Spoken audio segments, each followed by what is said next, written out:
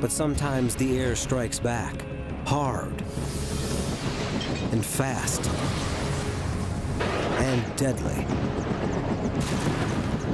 Now there's a new breed of helicopter, built for the 21st century. Some call them supercopters, and this is one of the best. The Augusta-Westland EH-101. How does this mechanical marvel defy gravity and rule the sky?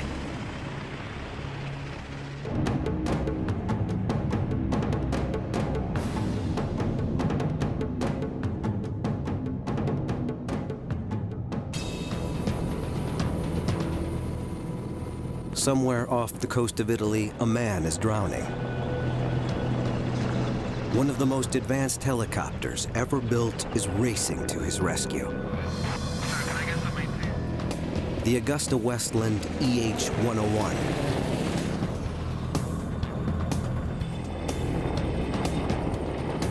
It's designed for an emergency like this.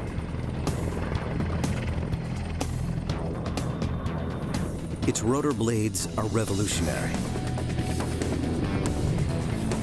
They're driven by 3 of the most sophisticated engines ever made. And it's huge, almost 75 feet from nose to tail, and tipping the scales at 15 tons. A giant that can range 900 miles out into the open sea at a top speed of almost 200 miles an hour.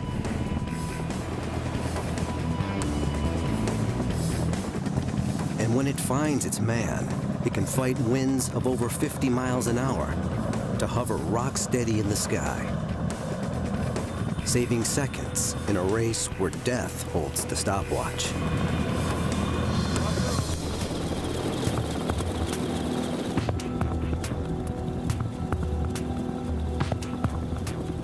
To the Italian Navy's Flying Shark Squadron, it's a deadly serious training mission.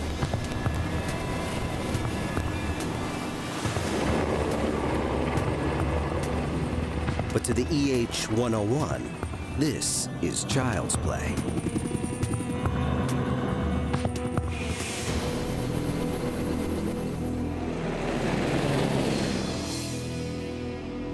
It's one of the new generation supercopters that are taking our 21st century skies by storm.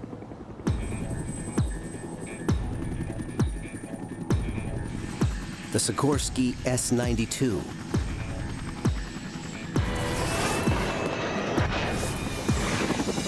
NH Industries NH-90, and the Augusta-Westland EH-101.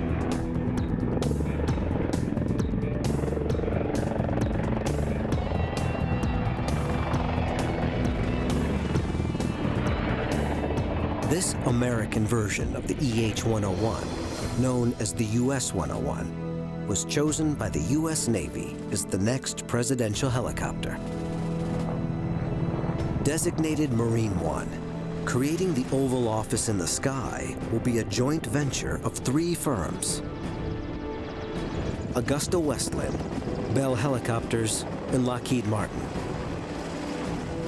It will truly be a supercopter.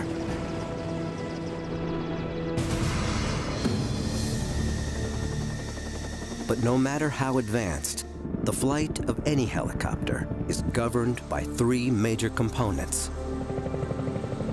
Call it the rule of 3. The main rotor, the engines,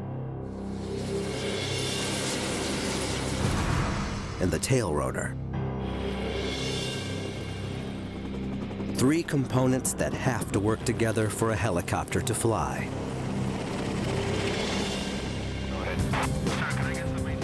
And this is what the rule of 3 can achieve.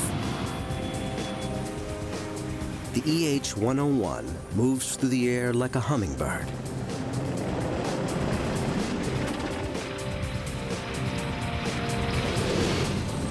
A 15-ton hummingbird.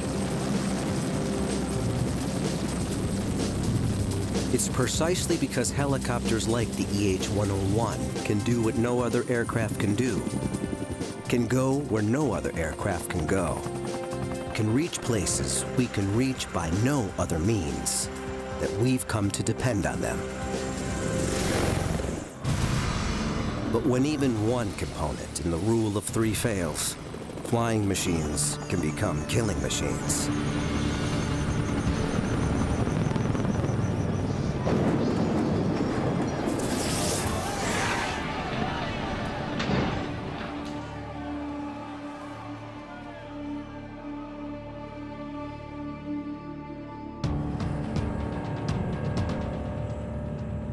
In normal conditions, flying a helicopter is only slightly more dangerous than flying a regular fixed-wing aircraft of the same size.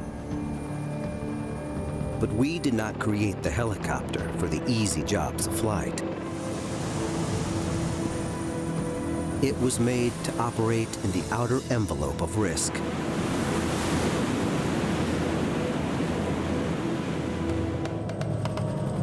And sometimes, we push the helicopter too far.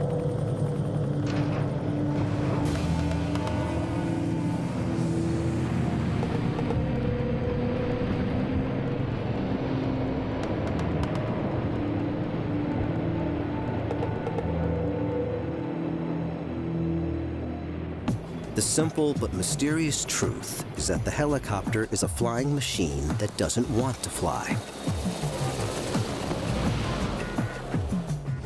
That it flies at all is close to a mechanical miracle.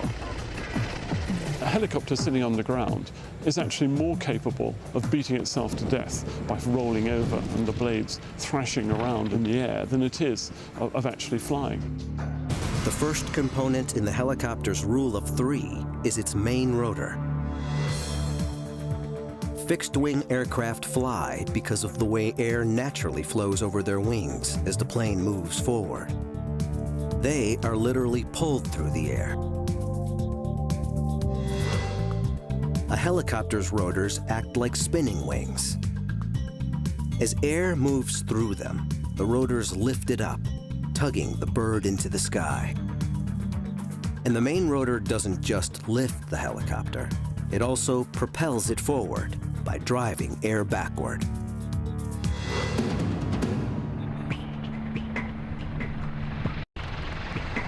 Every second the EH-101 is in flight, its massive main rotor is shoving up to 45 tons of air out of its way.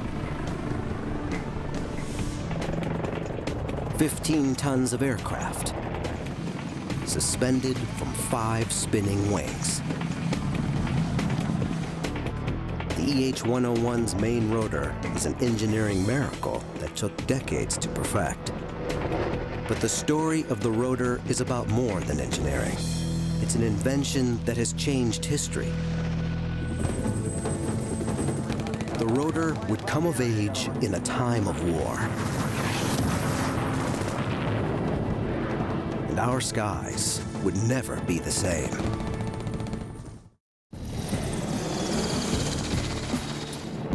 Creating helicopters as advanced as today's supercopters is like creating a robot that can dance.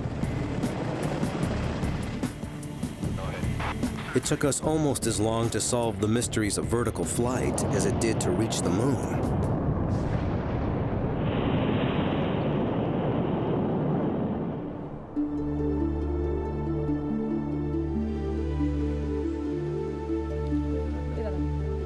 In 15th century Renaissance Italy, Leonardo da Vinci imagined a flying machine that would twist its way up into the heavens, like a screw turning through wood.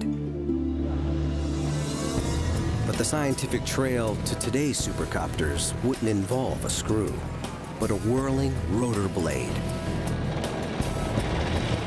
It's the first and most important component of the rule of three that governs all helicopter flight. Early rotor blades were made of wood, spinning airfoils that achieved lift, but not much more. But over decades of development, rotors became more versatile and more robust, finally propelling the helicopter from the sidelines of flight to the center stage of conflict. a conflict that would last 20 years and involve 3 million American soldiers.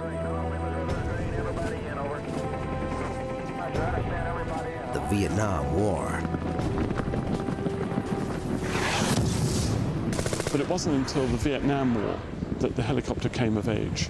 That's when there were hundreds, if not thousands, of helicopters deployed in one battle zone. Dominating the skies of the Vietnam War was Bell Helicopter's UH-1 Huey. It was the world's first supercopter, the first U.S. military helicopter powered by a jet turbine engine, with perhaps the strongest rotor blades in existence. The first time I ever sat in a Huey helicopter and pulled the stick, it was like it fell up. It just had this sudden power up. It was an amazing thing.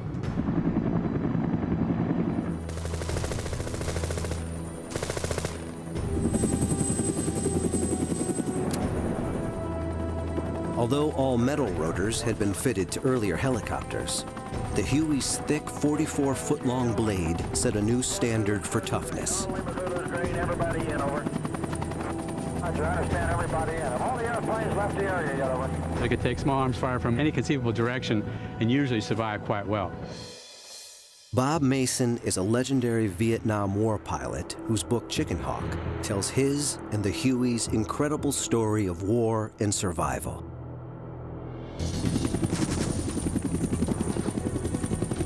I remember one time I had to be the last ship out. So I had to take everybody with me. And everybody got on board, and there was one more guy than I thought we could carry. And I couldn't leave the one guy. His Huey dangerously overloaded, Bob Mason had only one way out, but it meant flying straight toward a jungle thicket.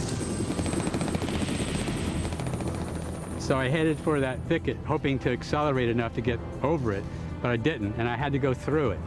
So here's a machine that can go through the thicket, chopping off the tops of these small branches with the rotor system, with 6 or 7 screaming American soldiers in the back. I mean, I love this machine.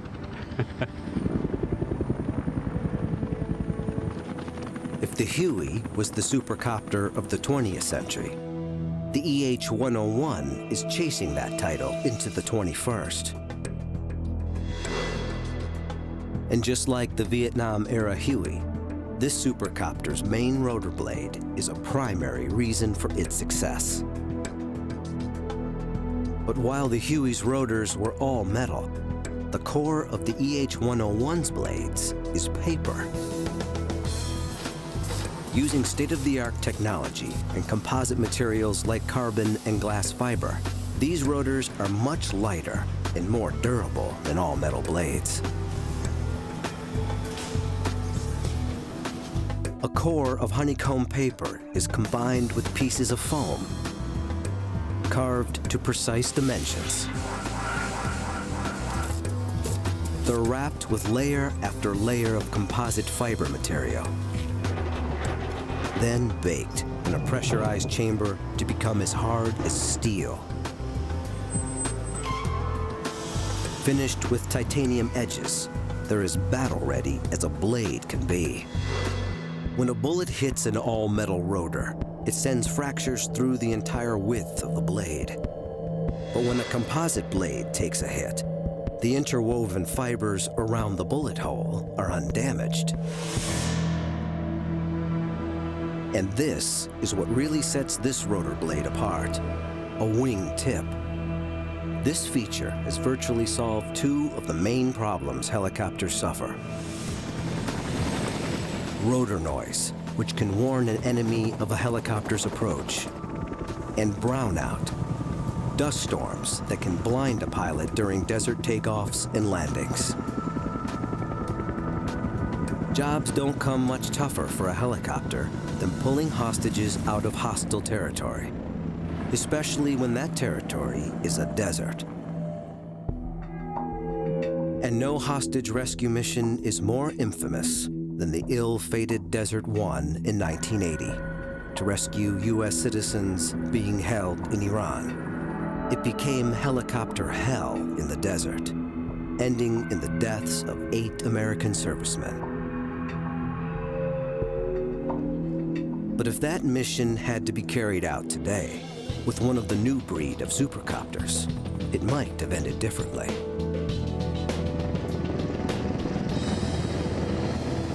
One of a helicopter's greatest handicaps during a rescue operation like Desert One is the noise made by its rotors. The enemy can hear it coming.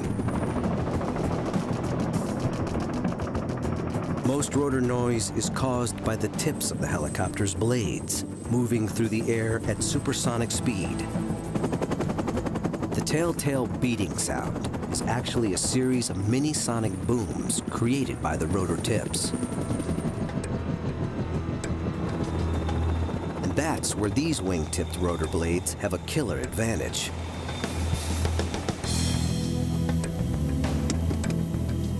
Their wing shape allows the rotor tips to spin more slowly and yet still achieve the same lift and thrust.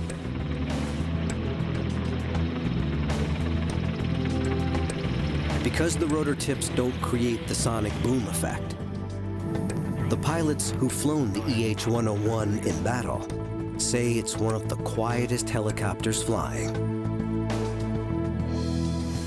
One of the biggest problems we face is detection. The ability of this aircraft is to arrive relatively silently on the target until literally seconds before we're there.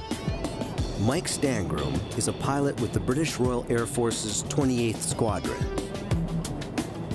He captains their newest asset, the EH-101. But we can go alone and unafraid into hostile territory in confidence.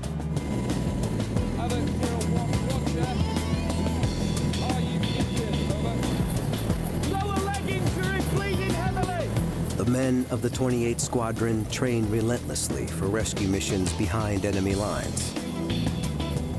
Timing, positioning, and speed must come together. Most of all, it's stealth that's the key to the success or failure of the mission. The end game is what our job is all about, and there may be enemy on the scene. It might be a hot target.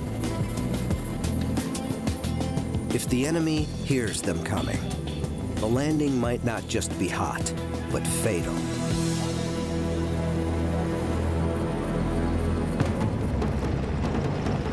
The EH-101's wing-tipped rotors allow it to carry a rescue force through hostile skies virtually undetected.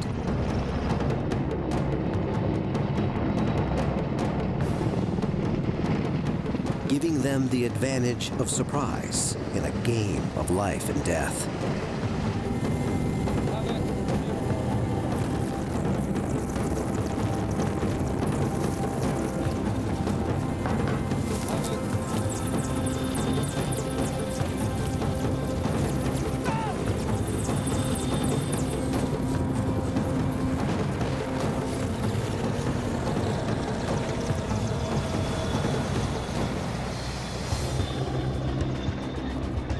The rescue force finds its target.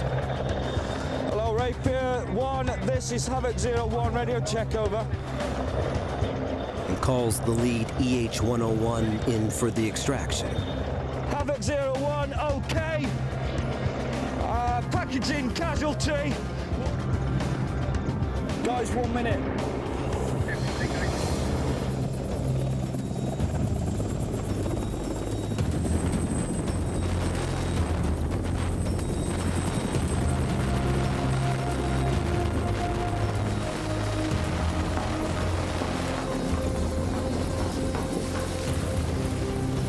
But if this rescue was for real, and if it was happening in a desert environment, like that faced by the Desert One mission in Iran, the helicopter and the men it's carrying would be facing a danger as great as enemy fire. Sandstorms created by the rotor blades, called brownouts, which can blind pilots on takeoff and landing, are a major cause of helicopter crashes. But the EH-101's wing-tipped rotors deal with the desert sands in a way even their developers didn't expect. Unlike other rotor blades, the wingtips focus the main force of their downwash at the outside edge of what's called the rotor disc. carving a window of clear air through the brownout, which allows the pilot to see the ground on the way down. It's called the donut effect. The pilot flies in that hole. He has excellent visibility for 90% of the approach. And in the critical stages, he can see his landing point very easily. And what works for sand works equally for snow. The wingtip rotors defeat whiteout just as effectively as brownout.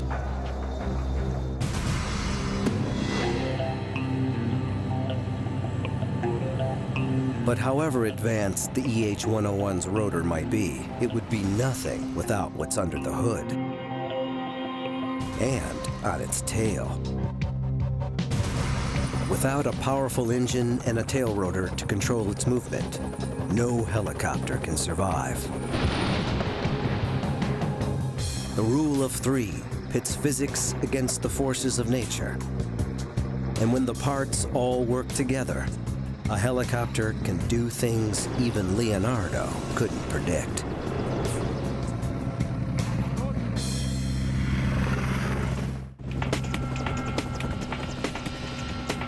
Beneath the whirling blades of the EH-101 lies the beating heart of this flying machine. 6,000 horsepower drives 15 tons of aircraft into the sky. The second component of the rule of three, the gas turbine jet engine. And it doesn't have just one, it has three. Each is about the same size as the engine of a family car, but each packs 10 times the punch. But while jet engines on fixed-wing aircraft provide forward thrust, in a helicopter, all that power goes into turning the rotor blades. It's like a giant propeller. The spinning rotor drives the helicopter through the air. The engine's job is to keep the rotor spinning at exactly the same speed, no matter how strong the wind or what the aircraft is trying to do. It's like asking a car engine to maintain the exact speed no matter how steep the hill. The engines must not stall. They must not slow down. They have to keep the rotor spinning, no matter how aggressively the helicopter is being thrown through the sky. And the 21st century engines that power the new generation supercopters can do just that. They enable the kind of power flying that would not have been possible with older generation engines.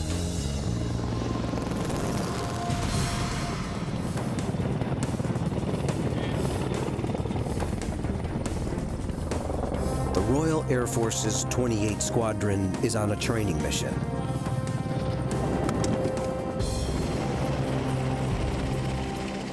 Their task? To stalk and intercept a speeding car. These men are playing the role of escaping terrorists. Positioning high above, the EH-101s drop into a near vertical dive. They swoop in, a mere 50 feet off the ground, traveling at nearly 200 miles an hour. Then the aircraft snaps into an incredible aerial switchback. Its engines absorb the shock of this maneuver without missing a beat. The copter hits the ground in a maelstrom of dust.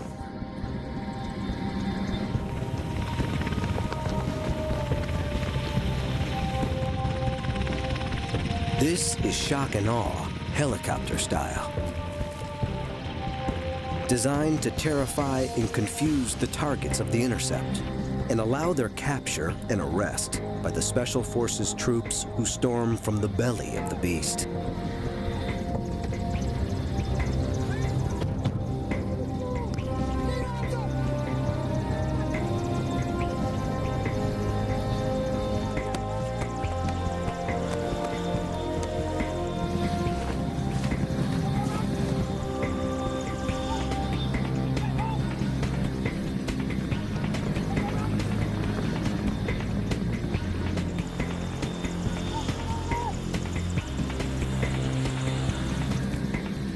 Within seconds, it's all over.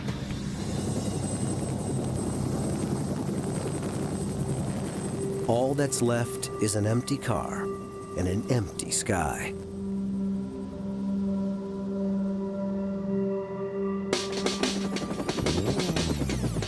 The secret to this maneuver is the sheer power and computer-managed precision of the EH-101's engines. To deconstruct how they work, watch this again. First, the initial dive.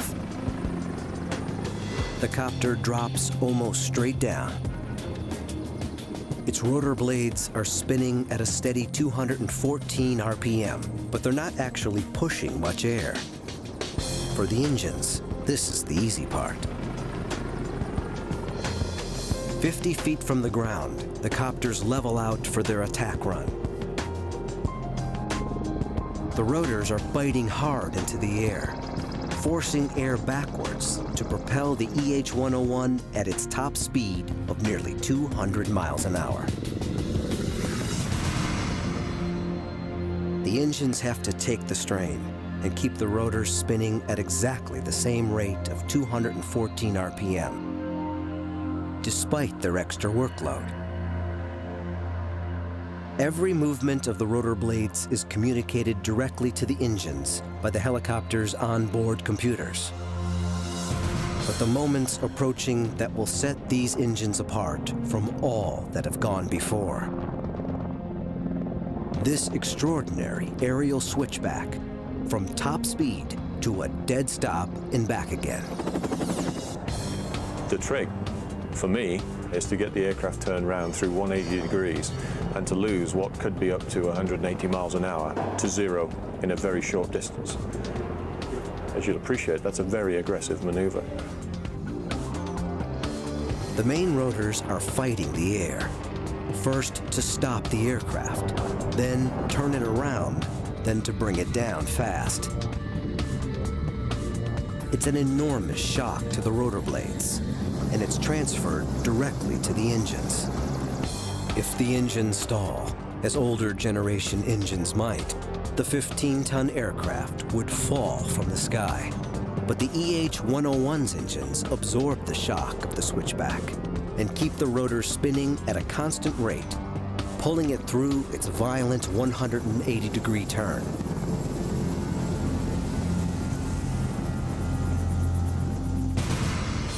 And in the event that one of the EH-101's engines is shot out or fails, its onboard computers will alert the remaining two engines to make up the power difference and allow the aircraft not only to continue flying, but to continue with its mission.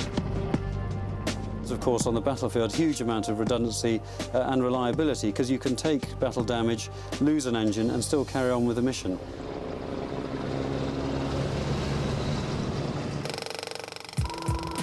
Most of the weight early helicopters were actually lifting was the weight of their heavy and underpowered piston engines.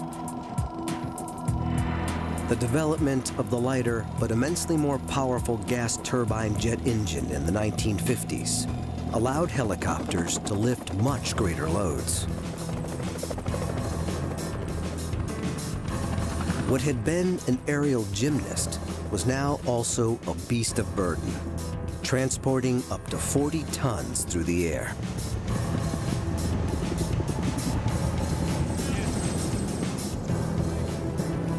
And while the EH-101 is not designed to be a heavyweight lifter, it can still carry a truck or pack 50 evacuees into its cargo area. And most importantly, its 3 computer-controlled engines allow it to hover rock solid in winds over 50 miles an hour. It's a critical advantage when an entire squad of troops needs to be delivered quickly to a battlefield.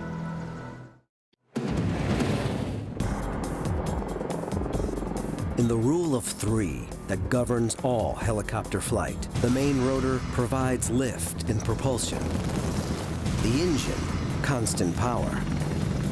But without one more critical component, even the latest supercopters would spin uncontrollably through the sky. It's the final engineering secret to the helicopter's success, the tail that wags the dog. And when something goes wrong with this part, look out.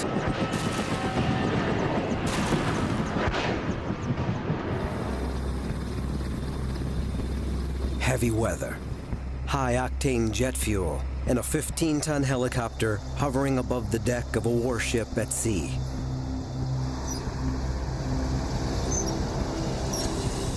This British Royal Navy EH-101 is about to refuel without landing on the ship.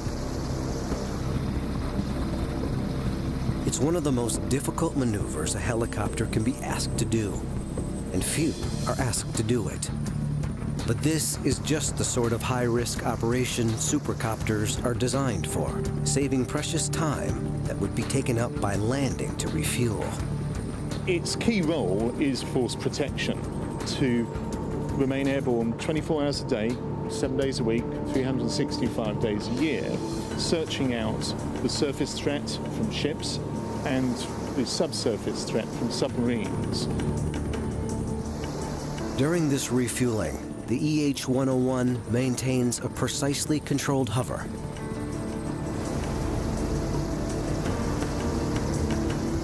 Its powerful gas turbine engines drive 5 of the most advanced rotor blades ever created, keeping it rock steady in the air.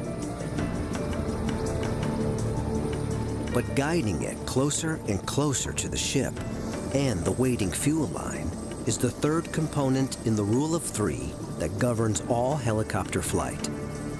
Its whirling tail rotor.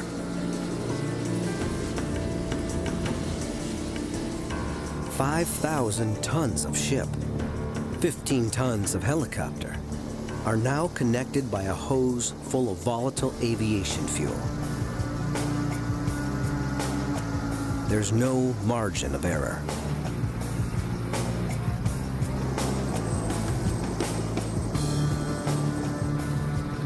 But the EH-101 doesn't deviate in the air.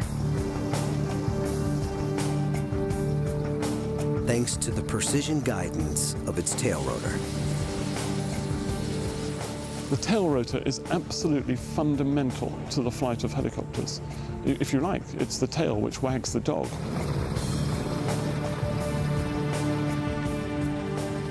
Fueled up, the EH-101 banks away on a mission that will test one of the primary combat roles it was designed for: hunting and destroying enemy submarines.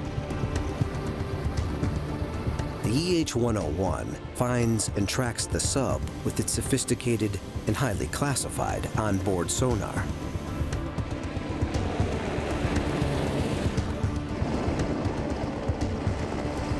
It closes in on its target and pulls into a dead hover. Then it lowers the submarine's worst nightmare: a sophisticated dipping sonar array.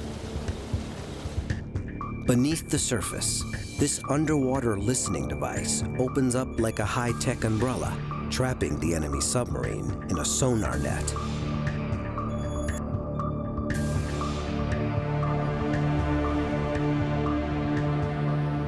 If this war game were for real, the sub would be cornered and facing a potentially deadly attack.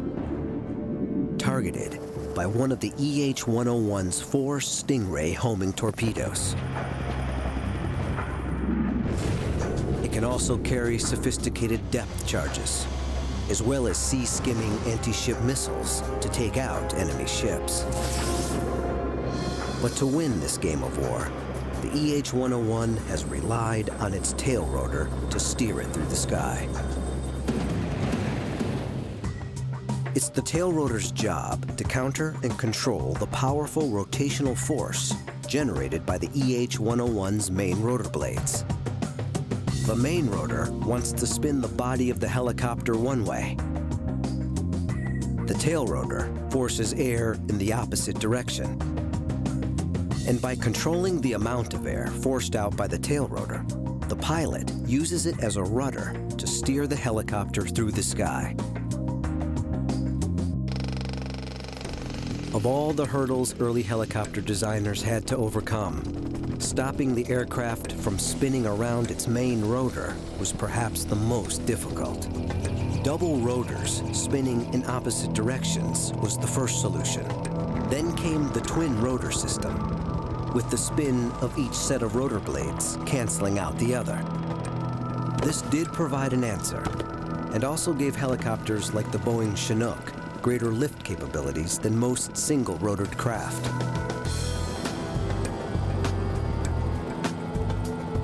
But it was the development of the tail rotor concept that finally gave the helicopter its unique agility in the air.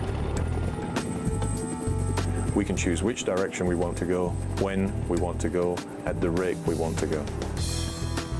It's a David and Goliath dance between tail and main rotors. But losing a tail rotor is every helicopter pilot's worst-case scenario.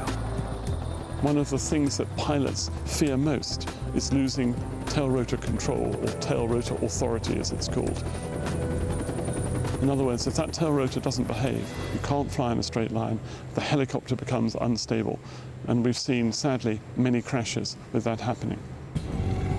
When difficult rescues or evacuations are being attempted on uneven terrain, the tail rotor is especially vulnerable. Of the three components that keep a helicopter in the air, it's the one that usually comes closest to the ground.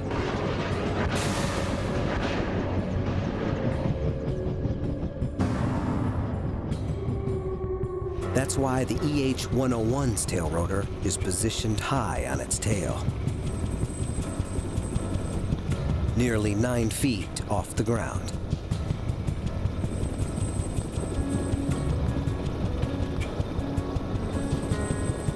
As every experienced pilot knows, lose tail rotor control, even momentarily, and you can easily lose your aircraft, and probably your life. As the helicopter spins off on a one-way trip to catastrophe.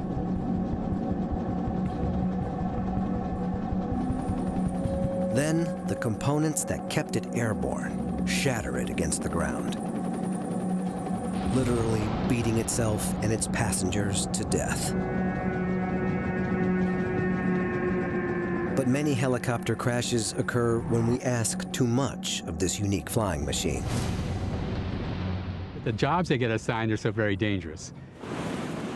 We're asking them to do things that other aircraft can't do. Whether it's going up to the top of Everest and plucking off an injured climber at 21,000 feet, or going into the eye of a hurricane and bringing back people from the perfect storm. Helicopters can save lives, and you can get them to hospital faster than any other means. We put helicopters into extreme situations for the simple reason that nothing else can do the job. Helicopters can punch a hole in a hurricane and rescue men and women who would otherwise be condemned. Helicopters can take the fight against a forest fire to the very heart of the inferno. An aerial assault by water where no man or machine dare go. And as an air ambulance, a rapid response agent of mercy, when minutes, even seconds, can mean the difference between life and death. The helicopter is the undisputed champion of the injured and the sick.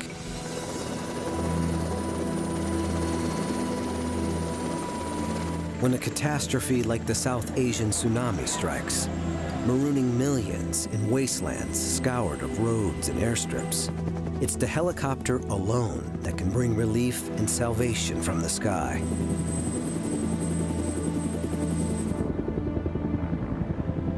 This was one of the greatest airlifts in history. Thousands of tons of humanitarian aid brought into some of the most inaccessible places on Earth. saving the lives of thousands of men, women, and children.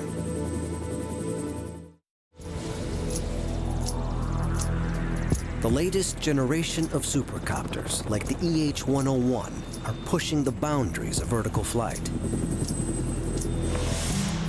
But there's still one component that makes all of it possible.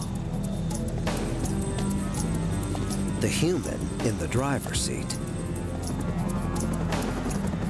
Mastering a helicopter's movement through the air takes both hands, both feet, and supreme confidence.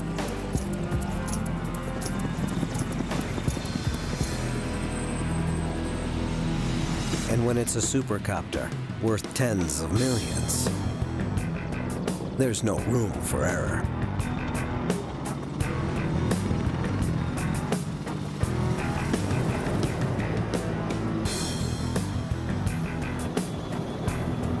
Few things are more difficult than controlling a helicopter in the sky.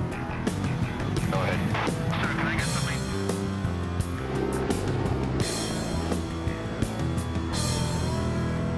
They say that if you can hop up and down, rub your tummy in a circular fashion and your head in a counterclockwise fashion with your eyes closed, then you can fly a helicopter. It's the helicopter pilot who transforms mere machine into an agent of salvation, or an instrument of vengeance. The rule of three, main rotor, gas turbine engine, and tail rotor allows the helicopter to fly.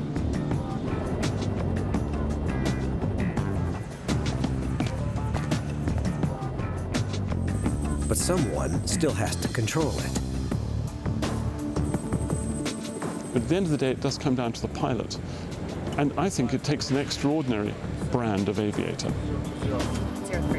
At any given moment in flight, a helicopter can go up or down, side to side, forward or backward, or virtually any combination of those directions.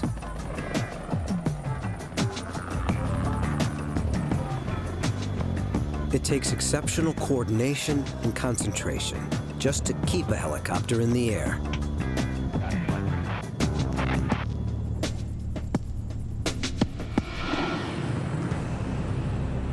Massimo Porro commands the Italian Navy's #1 Flying Shark Squadron.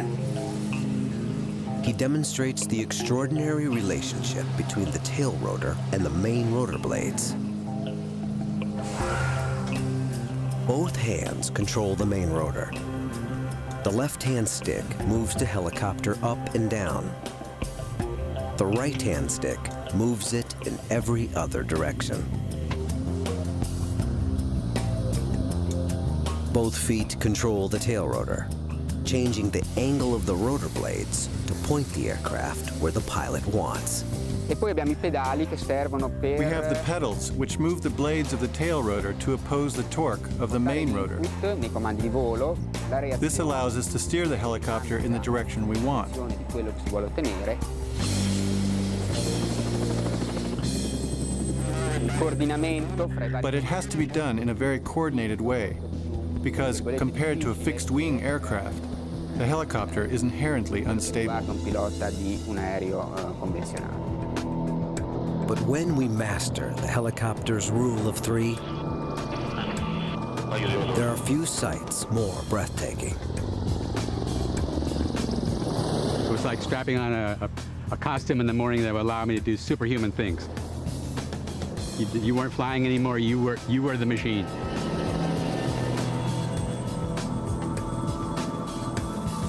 But today's supercopters are far more than mere helicopters.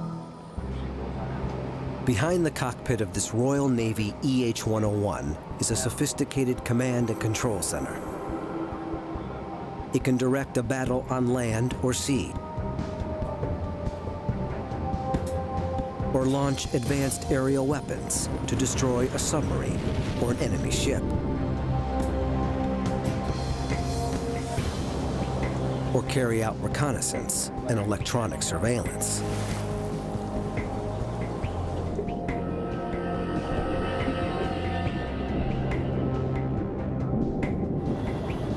And today's supercopters are so technologically advanced, they can actually fly themselves.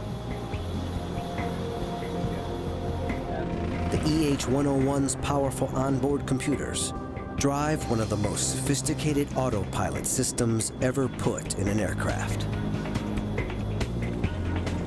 The autopilot can even put this 15-ton aircraft into a hover at 40 feet and keep alongside a moving ship at sea without the pilot ever needing to touch the controls.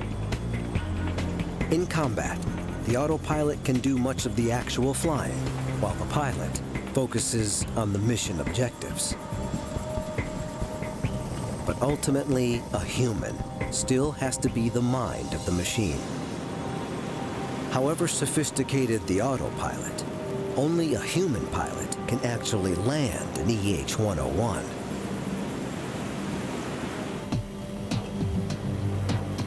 Which is why they have their own virtual world to train in.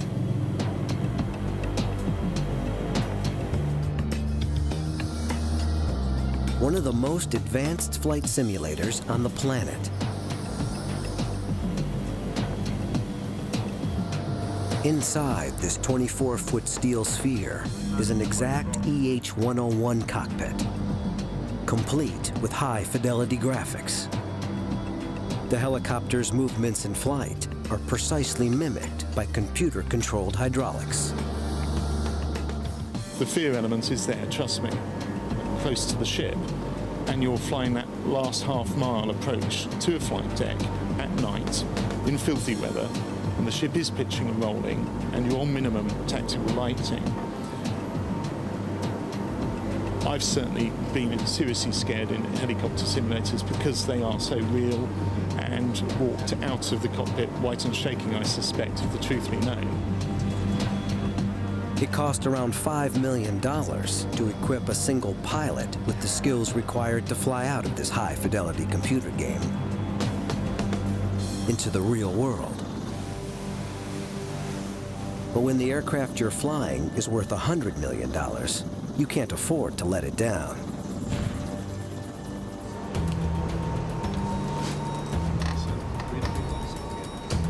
So in the simulator's operations room, instructors create nightmare scenarios for the pilots. Emergencies far too dangerous to be simulated in a real EH-101. We can simulate major systems failures and crash landing. I think probably the most challenging situations are coping with major system failure, but continuing to fight the aircraft and get back to the ship 200 miles away, maybe on two engines with navigation systems that have failed. The training never stops. Even the most experienced pilots have to keep their hours up in the simulator to maintain their mastery of the EH-101.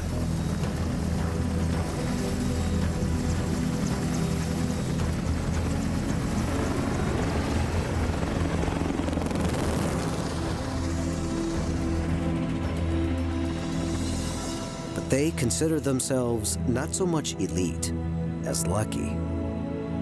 The father of the helicopter, Leonardo da Vinci, would love to fly this helicopter. You could just see him saying, well, I told you so. 500 years ago, I told you we could do this. And here it is, the ultimate helicopter.